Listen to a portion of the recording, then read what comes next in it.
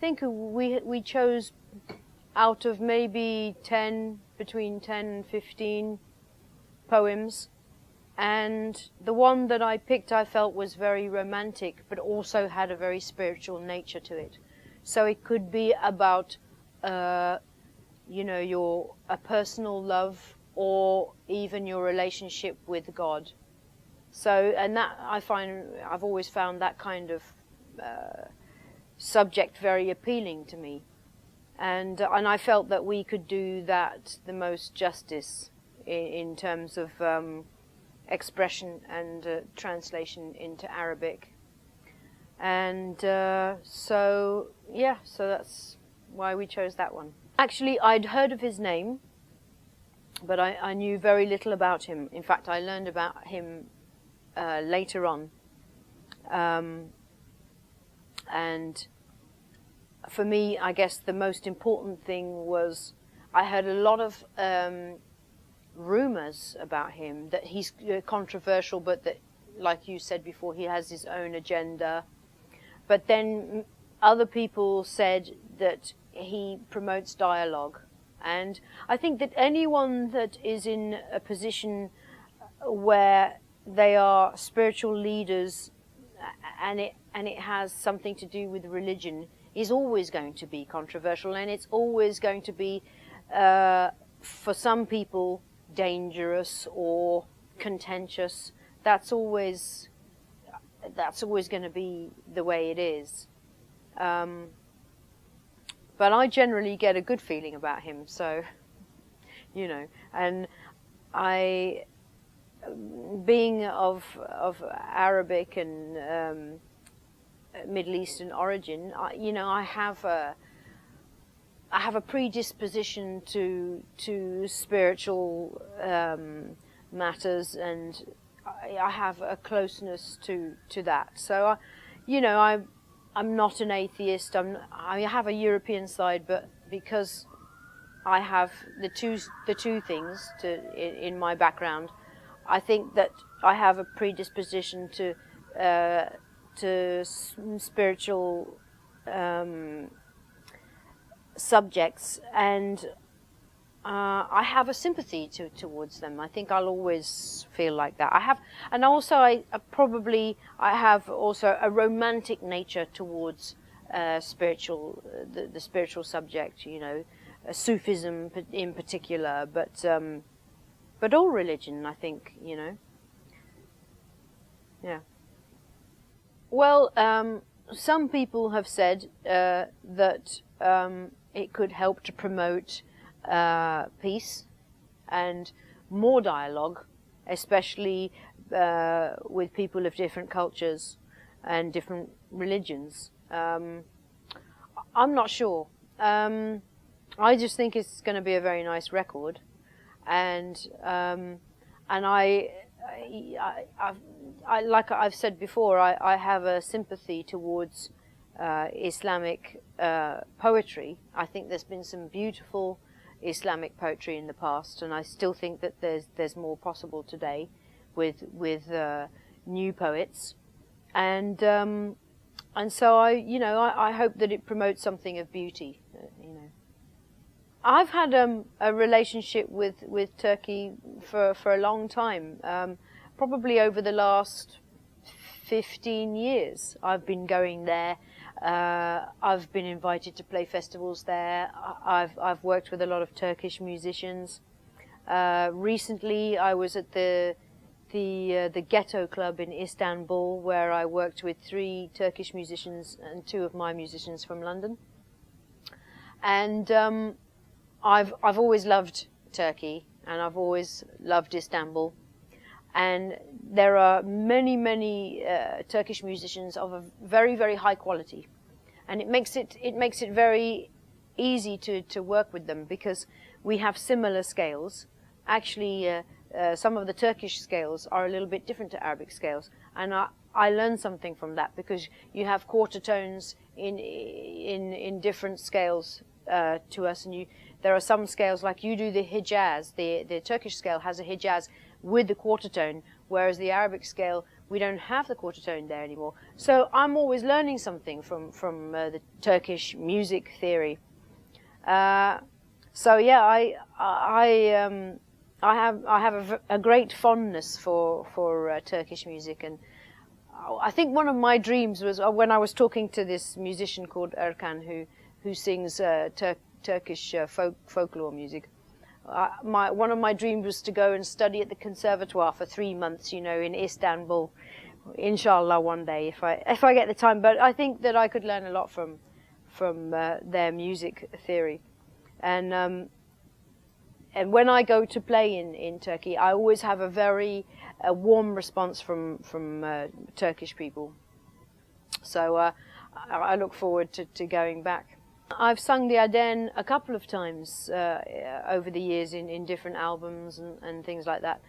And the first time I did it, I was hesitant. I was afraid of the reaction I might get from Islamists in the Middle East, because I'm a woman. And I remember being in America the first time I sang the Aden. I think it was on a single that I released, and there was a group of Palestinian young men who were outside the club that I was singing with Transglobal Underground at the time, and they approached me, and they said, "We just wanted to say that we heard you singing the Aden," and I thought, "Oh my God, they're going to tell me you're a woman, you're not allowed to do this." And they said, "Please do it again. We love it." And I was so surprised, because I thought I was going to be criticized. And then from the Western perspective, it's difficult because you feel that you're going to be criticized, but for different reasons, because they might view you as a religious zealot. So yes, I've been hesitant. And it's not something I do lightly. If I'm going to sing something like the Aden, I don't do it lightly. If you have to do it with confidence, or you don't do it at all, and I don't always do it. I did it on this single release, which was over 15 years ago, and that was probably because I wasn't thinking about the consequences. I thought about the consequences after it was released. I was like, "Oh my God, what have I done?" And but I had very, very good responses. So. Now we see that it's something that's going to take much longer to resolve than we all initially thought. Like some people say, it's a process of elimination with the Arabic democracy, because in a sense, well, for the Egyptian people, they're kind of still learning what's possible and what's not possible, and I think that they're getting stronger and stronger. Like, I mean, Morsi, I think he was trying to do some things that were really, really not. He was trying to do some things recently that was not right, and the people of Egypt are reacting to that, I think, in a good way, in that they're still fighting for what they want. And I think that the youth, the Egyptian youth, are very confident. They won't back down. And I think they've managed to get a lot more people in the position of power, like judges, on the side of the people, Even some of the judges had said no to Morsi on some of the demands that he was trying to make. So, personally, I don't think Morsi is right for Egypt to be the president. I don't think he's right, and I think that a lot of the Egyptian youth don't think that he's right either. So, and I think it's going to take time for the Egyptians to really be in complete agreement with who should be leading the country. I just don't think it's Morsi. Tariq Ramadan called it an Arab awakening, and I think that awakenings always take time. So, it's not an overnight process. It's going to be difficult, but I I want to remain optimistic. But that's hard. But I think it's important to remain optimistic, especially if you're trying to support the Egyptian youth, who are really, really resilient and are trying hard to be as resilient to in the face of adversity. You know, so you have to remain optimistic for them, because you have to give them hope as well. So I mean, that's kind of, you know, what I try to do musically, I think. But I really love the video. It's just almost like a snapshot of the revolution, and it's like a memory of what happened. And when I see it now, I find it quite emotional.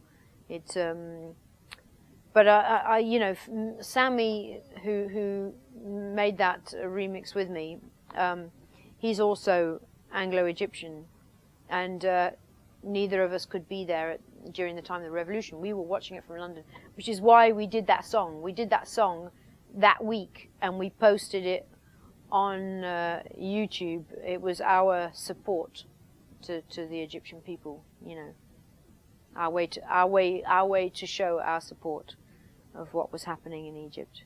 I express myself best musically first, and then secondly, I think the Arabic language is one of the strongest to express emotion, and it's just an amazing language. The way it functions, the way it works, I don't think there's another language like it.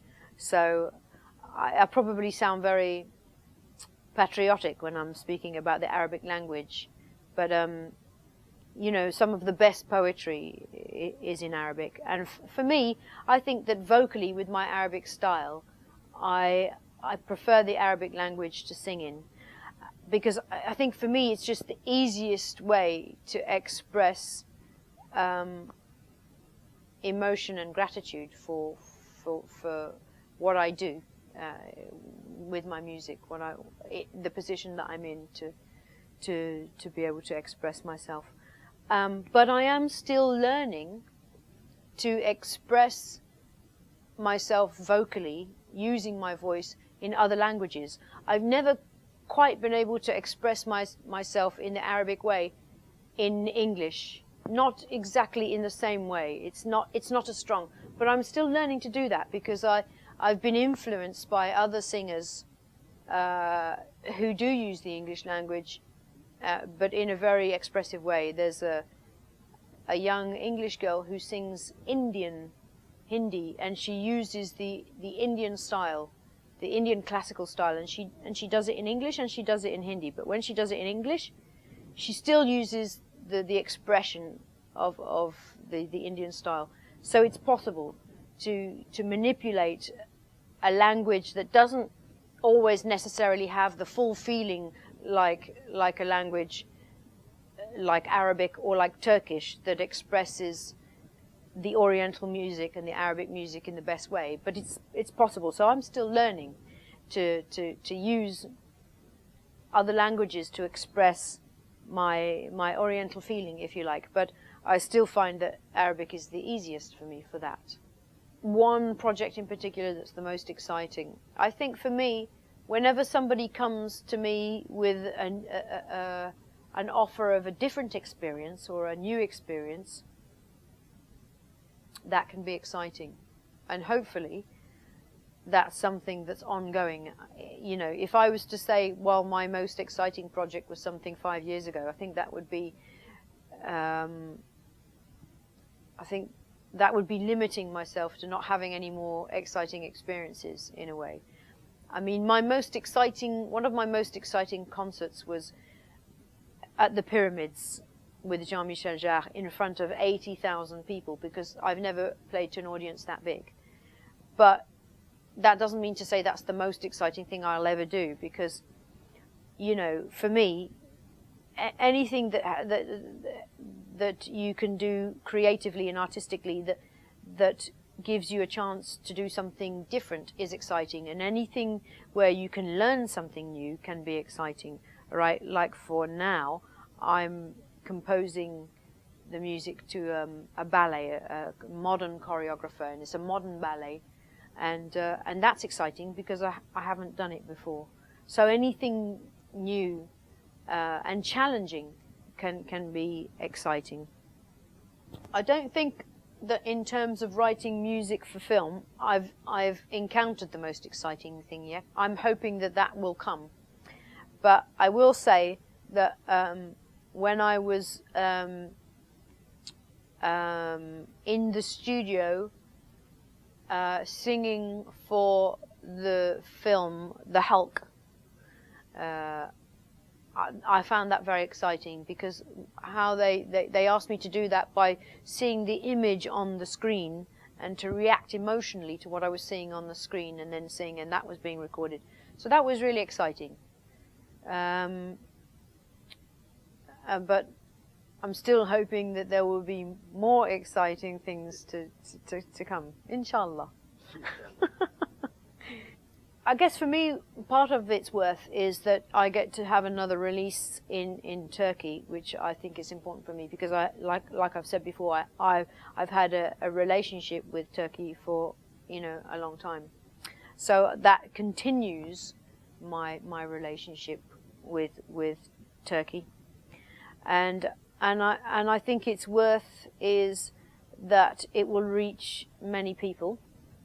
And hopefully I will get more recognition out of it and go back to Turkey and do more shows. Inshallah. You're welcome.